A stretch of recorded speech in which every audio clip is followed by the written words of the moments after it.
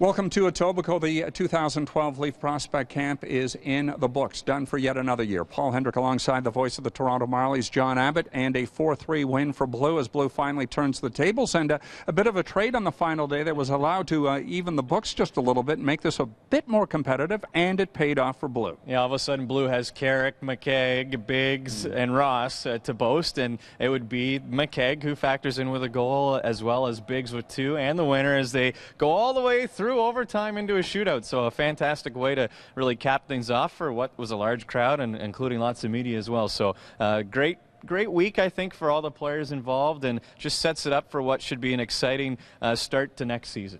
Director of Player Development for the Maple Leafs, the man who ran this camp, is Jim Hughes, and he had to be pleased because three of the picks that they received in Pittsburgh all stood out. Let's start with Morgan Riley. He stood out by far. He looks like he's ready to jump into the NHL right now. For a player who only spent 18 games in the regular season in the WHL, came back, showed his determination and work ethic to get into the playoffs, still did not play a whole lot of hockey. And what a joy he was to watch during these few days here at the MasterCard Centre, and just shows what bright future there is on the blue line for the Maple Leafs, I think. And you're right, there probably are people now that are starting to talk that he could be here sooner rather than later. But this was, I think, key for him to move through the rest of his summer knowing he made a good showing here at camp. Yeah, and the other players I'm talking about, Matt Finn, fine two-way play as a defenseman, and a high schooler from Minnesota the Leafs got in the 6th round, Dominic Toninato, had a pair of goals, certainly didn't look out of place. Going to the USHL next fall to play in Fargo, he looks like he's ready to bypass that step and go right to Minnesota Duluth, but the Leafs are going to be patient with him